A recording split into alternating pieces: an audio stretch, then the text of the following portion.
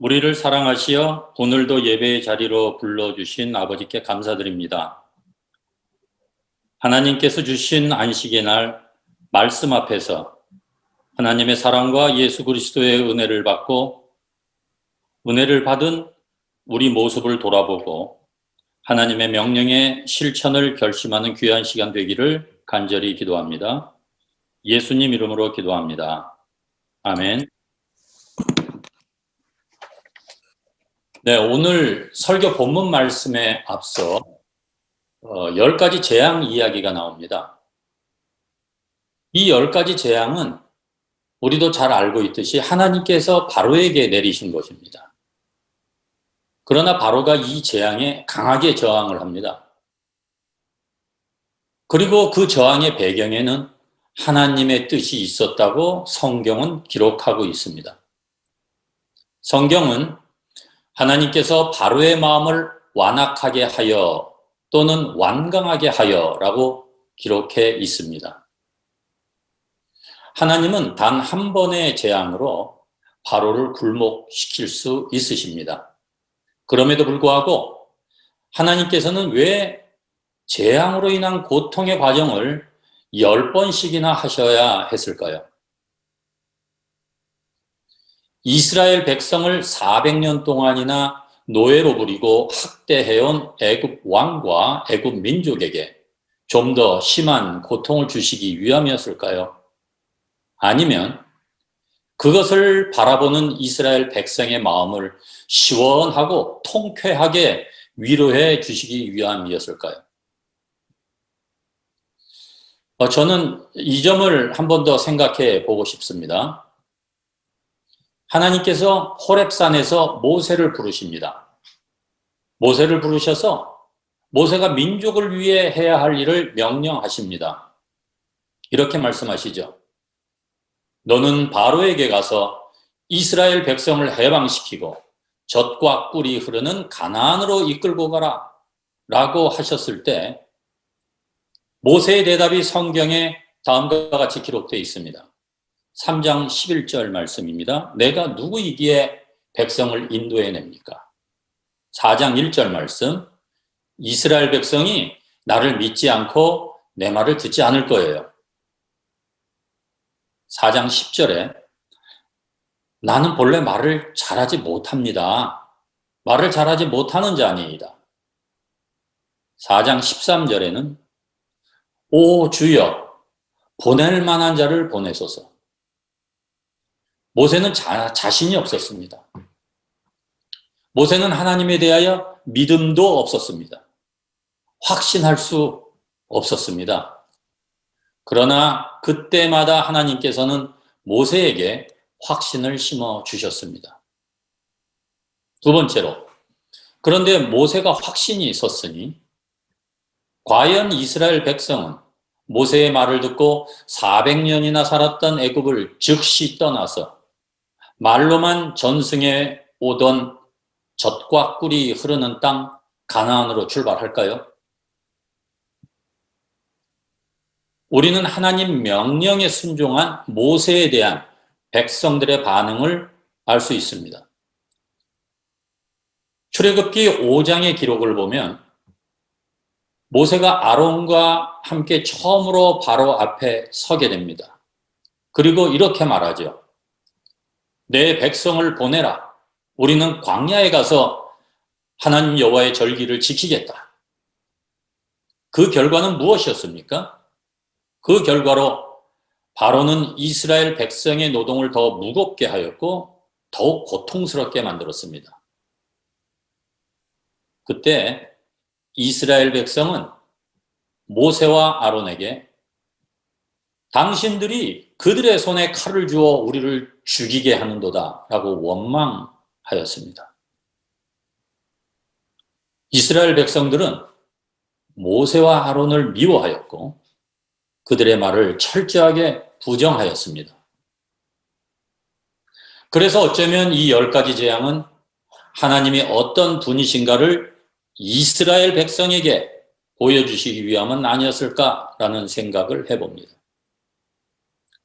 이스라엘 백성들에게 실질적으로 출애굽의 역사를 만드시는 분이 하나님이시고 그 하나님의 능력을 모세를 통하여 보여주셔서 이스라엘 백성이 하나님에 대한 믿음과 신뢰가 쌓여지고 그래서 출애굽의 준비 과정을 준비하고 있는 거 아니었을까요? 이스라엘 백성이 출애굽에 대한 또한 하나님에 대한 신뢰가 없었다면 어떻게 오늘 본문 말씀대로 순종을 할 수 있었을까요? 이러한 과정을 거쳐 하나님과 모세에 대한 신뢰가 쌓여진 이스라엘 백성에게 하나님께서는 오늘 애굽 땅에 마지막 재앙을 내리시겠다고 말씀하시면서 그들에게 유월절로 지킬 것을 명령하십니다. 유월절은 히브리어로 지나가다라는 뜻입니다. 하나님께서 집 문설주와 임방에 발라져 있는 피를 보고 지나가신다는 것입니다. 영어로는 유월절을 패스오버라고 사용을 합니다. 패스오버라고 합니다. 하나님께서는 온 애굽 땅에 죽음의 심판을 집행하시는 그런 가운데서 하나님의 명령에 따라 어린 양을 잡아 그 피를 문설주와 임방에 바른 이스라엘 백성의 집에는 죽음의 재앙이 임하지 않고 넘어가는 구원의 날이었습니다. 이처럼 그날 유월절은 이스라엘에게는 구원의 밤이 되었기에 이스라엘 민족은 자자손손 유월절과 그 의식을 지키면서 애굽의 노예 생활과 애굽의 죽음의 심판에서 구원해 주신 하나님을 기억하며 하나님의 명령에 순종합니다. 그리고 이 유월절은 우리에게 예수 그리스도의 십자가 죽음과 부활로 성취되었으며 이 유월절 예식은 성찬 예식으로 계승하게 되었습니다. 본문 1, 2절은 모세와 아론이 유월절과 그 유월절 의식에 관하여 하나님으로부터 명령을 받고 백성들에게 유월절 의식을 지키게 함으로써 이스라엘 백성들은 이제 새로운 시작을 하게 됩니다. 하나님께서는 출애굽 사건을 기준으로 하여 이스라엘의 새로운 시작을 선포하신 것입니다. 유대력에 따르면 이 첫 달이 아비벌로 불리죠. 아비벌로 불렸다가 나중에 바벨론 포로 시기에는 바벨론 명칭인 니산월로 바뀌게 됩니다. 이처럼 하나님께서 새로운 원력을 제정하신 이유는 이제 이스라엘 백성들은 자연인 상태로부터 하나님의 은총으로 선택을 받고 구원받은 선민이 되었다는 것을 뜻합니다. 이제부터 이스라엘은 하나님의 통치권 아래 머물게 되었다는 구속사적 의미를 확실하게 보여주시기 위함입니다. 이 출애굽 사건이 하나님의 언약 백성인 이스라엘 민족의 출발점이 되는 것과 마찬가지로 새로운 이스라엘인 우리들은 예수 그리스도의 십자가 죽음과 부활이 그 출발점이 되게 됩니다. 3절에서 14절을 한번 보면은요. 유월절 희생양으로 사용될 어린 양은 양이나 염소 중에서 흠없고 1년 된 수컷이어야 했고 아비벌 10일부터 14일까지 4일간 두었다가 4일이 끝나는 해가 질 무렵 그 양을 잡아야 했습니다. 4일간을 두신 그 이유는 양들을 충분히 검사한 후에 흠이 없는 것을 하나님께 드리기 위함입니다. 어린 양을 잡아 그 피를 문설주와 임방에 바를 것과 그 밤에 그 어린 양의 고기를 먹되 무교병과 쓴 나물과 함께 먹고 난로나 물에 삶지 말고 반드시 구워서 먹고 아침까지 남겨두지 말며 남은 것은 불로 완전히 태워버리라고 말씀하십니다. 특별하게 쓴 나물을 겸하여 먹으라고 하신 것은 애굽에서의 고통스럽고 쓰라렸던 생활을 겸손히 돌아보고 그곳으로부터 구원해 주신 하나님의 은혜에 감사하라는 의미가 있습니다. 우리 예수님께서도 바로 이 유월절, 즉 아비벌 14일에 십자가에 달리시어 죽으십니다.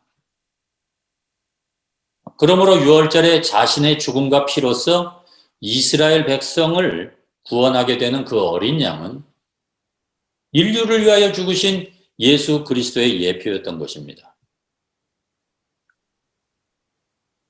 우리 모두는 하나님께로부터 부활절을 은혜로 받은 사람들입니다. 하나님이 결정하신 가운데 예수 그리스도 안에서 하나님의 심판에 대해 하나님의 넘어가심을 은혜로 받은 자들입니다. 우리가 착해지고 우리가 선해져서가 아니라 그리스도의 피에 하나님의 용서를 정하시고 우리를 새롭고 영원한 자리로 초대해 주신 것입니다. 이처럼 예수 그리스도의 피로 인해 하나님의 심판에서 건짐을 받은 자들이 바로 우리들인 것입니다. 그러므로 우리는 그리스도 안에서 우리에게 임한 하나님의 은혜를 겸손히 기억하며 마땅히 지켜야 할 하나님의 명령에 순종해야 하는 것입니다. 출애굽기 12장 11절에 이렇게 써 있습니다. 너희는 그것을 먹을지니 허리에 띠를 띠고 발에 신을 신고 손에 지팡이를 잡고 급히 먹으라. 이것이 여호와의 유월절이니라. 지금은 하나님의 구원과 관련해 시간이 그렇게 많이 남아있지 않습니다. 어느새 오늘은 4월의 마지막 주일입니다. 세월이 바람을 타고 정말 살같이 빠르게 지나갑니다. 그리고 자신도 모르는 어느 날 우리는 인생의 종착역에 도착하게 됩니다. 지난 사순절 고난 기간 동안 우리는 성경 묵상을 통해서 왜 제자들과 무리들이 예수님을 배반하게 되었는지 확인하는 기회를 가졌습니다. 그 제자들과 무리들은 예수님이 예루살렘에 입성만 하시면 자신들이 원하는 해방과 자유 그리고 권세를 누릴 수 있다고 기대하였습니다. 그러나 불행하게도 그들의 희망을 채워줄 예수님은 붙잡히시어 모욕당하고 매맞고 치욕적인 고난을 당합니다. 얻어맞아서 얼굴이 피와 멍으로 얼룩지고 차마 눈 뜨고 보기 어려운 그분의 모습, 그런 예수님의 모습은 무리를 성나게 했고 무리를 배반하게 만들었습니다. 왜냐하면 그런 예수님의 모습은 무리들이 고대하던 메시아의 모습이 아니었기 때문입니다. 그들은 순간적으로 변하였습니다. 연약한 인간들은 성경 속의 무리들처럼 자기의 유익을 위해서 자기 생각대로 자기 눈에 맞춰서 하나님을 믿고 지도자를 따릅니다. 이기적인 나 중심의 믿음이 문제인 것입니다. 유다의 배신을 보시기 바랍니다. 자기의 생각과는 전혀 다른 방향으로 가시는 예수의 모습에 실망합니다. 그래서 유다는 예수님을 팔아버립니다. 베드로가 예수님을 부인하는 사건이 나옵니다.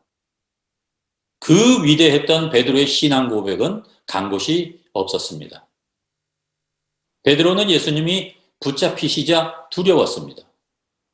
그 두려움과 무서움에 예수님을 부인합니다. 그것도 3번씩이나 부인합니다. 생전에 예수님께서는 3번이나 십자가 죽음과 부활을 제자들에게 말씀하셨습니다. 그러나 정작 제자들은 여인들이 전해준 예수님의 부활 소식을 듣고 믿지 않았습니다. 예수님을 만난 사람들의 이야기를 믿지 않고 있었습니다. 엠마오로 가는 제자는 어떠했나요? 제자들은 예수님의 부활 소식을 마치 뜬 소문처럼 말합니다. 그들은 모든 것을 포기하고 예루살렘에서 엠마오로 내려가는 길이었습니다. 이처럼 자신들의 눈에만 맞추어진 눈먼 믿음이 얼마나 험한 결과를 초래하였는지 우리는 알게 되었습니다. 마가복음 16장 7절을 보면요. 예수님은 생전에 십자가 죽음과 부활을 말씀하시고 다시 갈릴리에서 만나자고 하셨습니다. 16장 7절 말씀입니다. 가서 그의 제자들과 베드로에게 이르기를 예수께서 너희보다 먼저 갈릴리로 가시나니 전에 너희에게 말씀하신 대로 너희가 거기서 배우리라 하라 하는지라. 그러나 예수님 부활 이후에 제자들은 갈릴리에서 만나자는 예수님의 말씀을 기억도 못합니다. 사도행전 1장 6절을 보면은요. 예수님이 이제 승천하시는 그런 배경이죠. 그들이 모였을 때 예수께 여쭈어 이르되 주께서 이스라엘 나라를 회복하심이 이때이니까. 부활로 승천하시는 그 장소에서도 아직도 예수님께서 이 땅에 오신 목적을 알지 못하고 자신들의 생각대로 엉뚱한 질문을 하는 무리들의 모습을 볼 수 있습니다. 예수님 3년의 사역기간과 부활 후 40일 동안 예수님을 그토록 따르던 사람들은 도대체 어떤 생각을 갖고 있는 것이었을까요? 우리는 이런 사건들 속에서 무엇을 깨닫고 있습니까?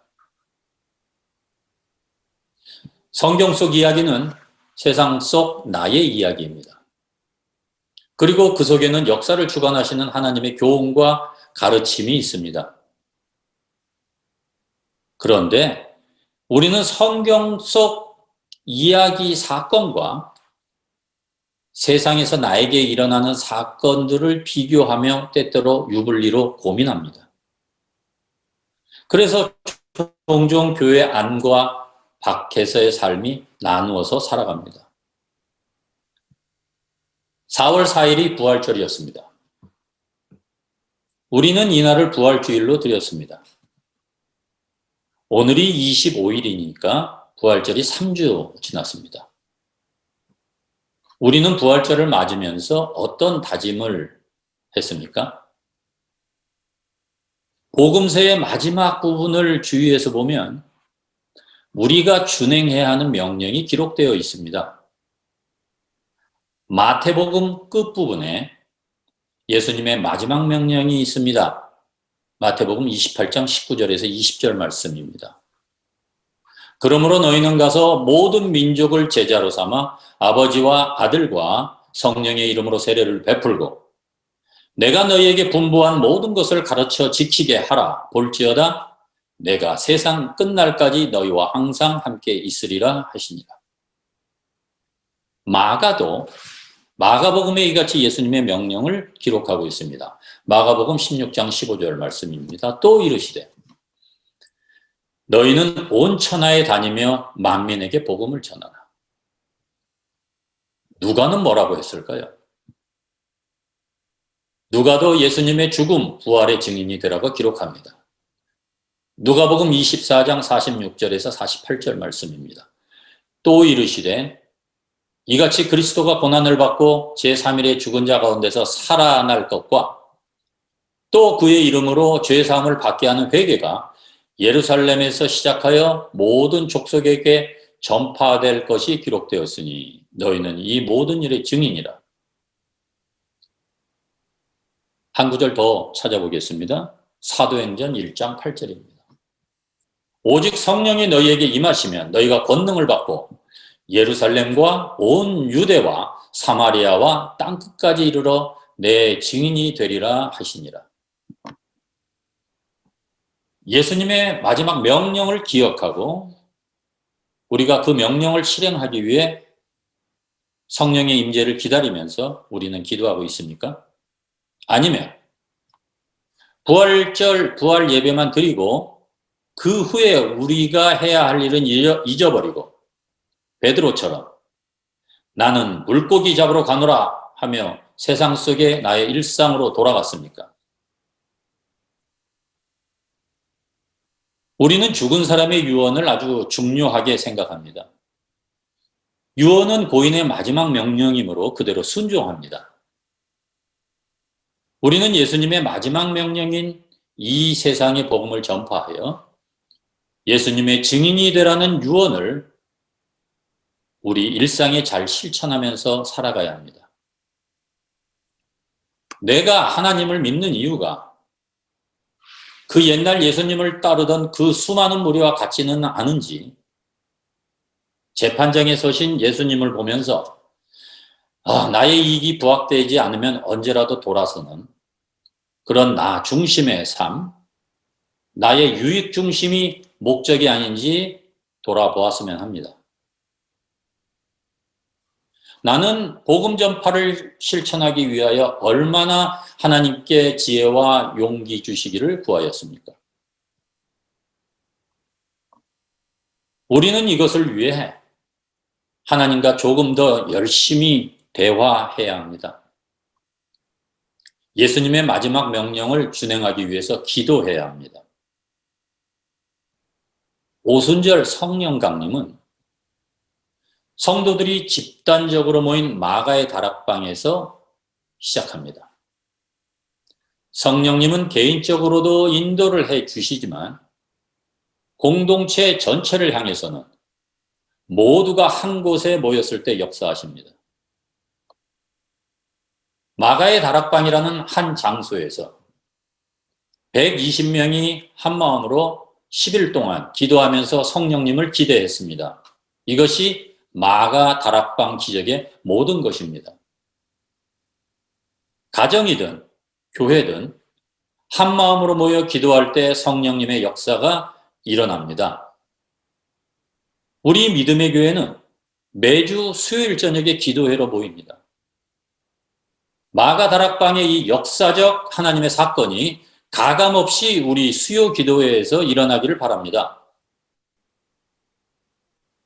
오순절 성령 강림 후에 당시에 각 지역에서 예루살렘으로 올라왔던 큰 무리들이 제자들이 자기들의 방언으로 말하는 것을 듣고 다 놀라서 소동하였다라고 기록되어 있습니다.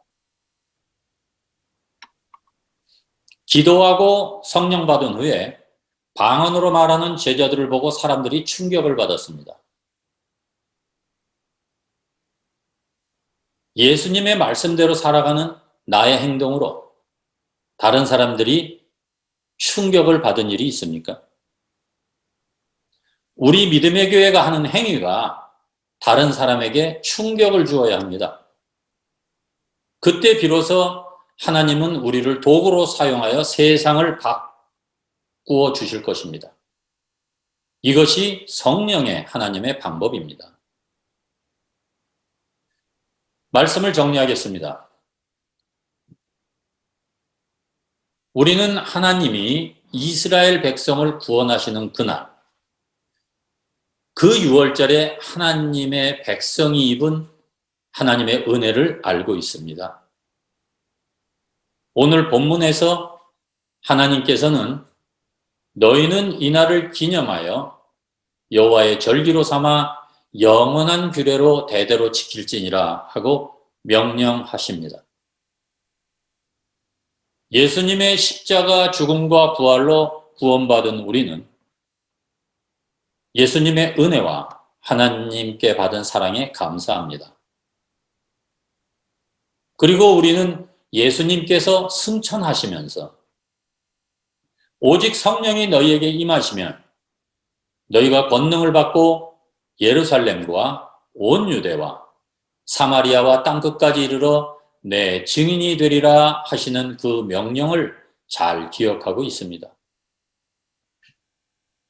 그러기에 지금은 예수 그리스도를 의지하며 하나님의 전에 나와 기도하며 성령이 임하시기를 간구해야 하는 시간이고 기회인 것입니다.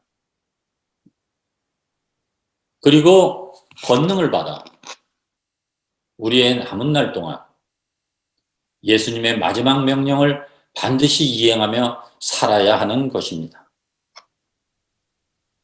하나님의 진리와 선하심과 그 명령이 우리의 일상에 구현되는 축복을 누리시기 바랍니다. 다 같이 기도하시겠습니다. 하나님의 자녀로 선택되어 구원받은 그 크신 은혜를 항상 되새겨 가며 우리의 일상이 천국을 향한 하나님의 자녀로서 하나님 보시기에 기뻐하시는 세상 사람들이 충격받는 그러한 삶을 살아내기를 원합니다. 이를 이루기 위해 우리 모두가 성령의 임재를 간절하게 기다리며 기도하는 믿음의 교회가 되게 하여 주시옵소서. 예수님 이름으로 기도합니다. 아멘.